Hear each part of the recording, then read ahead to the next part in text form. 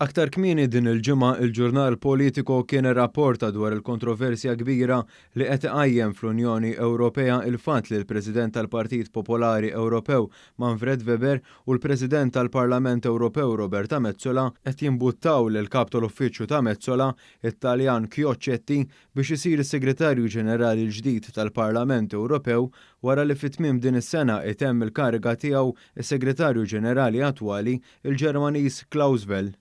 Il-kontroversja dwar Chiocchetti splodiet minħabba dak li qed jitqies bħala nepotiżmu sfaċċat minkejja nuqqas ta' esperjenza tiegħu għal dan l-irwol importanti ħafna.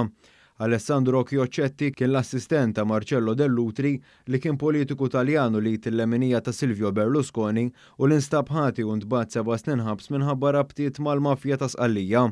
Chiocchetti nnifsu ma ġiex akkużat b'korruzzjoni jew rabtiet mal-mafja, iżda l-qrubija tiegħu mal-allejati ta' Berlusconi kienu sors ta' kontroversja fil-Parlament Ewropew.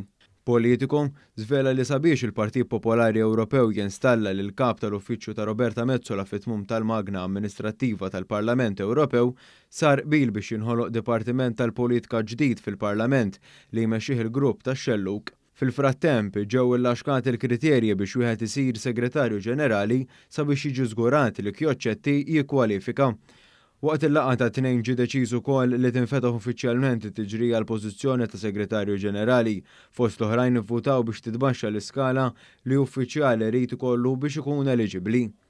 Il-ġurnal Politico rrapporta li diversi minn dawk preżenti għall-laqgħa tal-Buro tal-Parlament Ewropew nhar it-tnejn opponew dawn il-manuvri għax jidhru infasslin apposta biex il-kap tal-Uffiċċju ta' Metsola ikun jista' japplika għal din il-kariga għolja u fihom xamma ta' tawwiċ tar-regoli biex jiġi akkomodat. Il-mexxejja mill-grupp tas-Soċjalisti u d-Demokratiċi u mill-grupp tal-Ħodor ivvutaw kontra t-tibdil tal-kriterji biex wieħed ikun jista' japplika.